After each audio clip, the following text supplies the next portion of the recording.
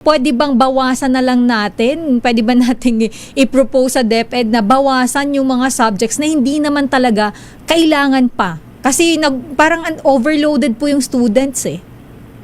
Totoo po yun. Matagal na po nating sinasabi sa Department of Education na baka panahon na.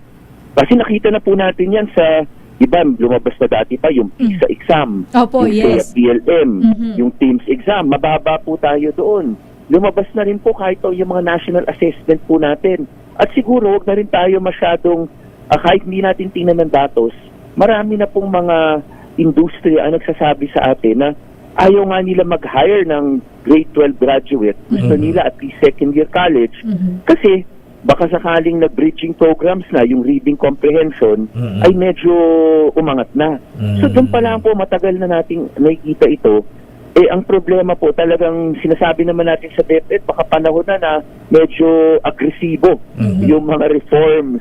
Hindi naman natin sinasabi panghabang buhay na 3 subject na lang. Ang sinasabi lang natin, pansamantala. Parang itong mga current natin, mga kasalukuyang nag-aaral sa ating basic education, ay masigurado natin, ma-equip ng DepEd na yung pinaka-basic, sinasabi niya tama po yun eh. Reading, writing, arithmetic, science, yan lang po eh.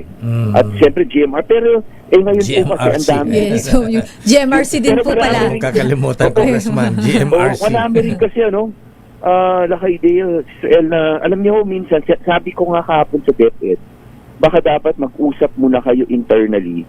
Tapos sabihin niyo muna sa lahat ng taong, wag na muna kayong anuhin. Wag muna mag-suggest kahit maganda yung suggestion. Kasi nangyayari po ngayon, lahat gusto. Ituro nyo ito sa basic education. Dapat merong ganitong subject. Ito, dapat ituro ito. Dapat lahat na lang po may input. Kaya siguro, nakakalimutan na po natin na yung pinaka-basic ang hindi pwedeng. Dapat master talaga yung reading comprehension. Reading comprehension eh. Siguro po sa dami ng suggestion na kung ano-anong subject, siguro ang DepEd naman napagbigyan lahat, siguro panahon na mag-usap muna sila internally at mag-decision sila. Focus muna tayo reading comprehension.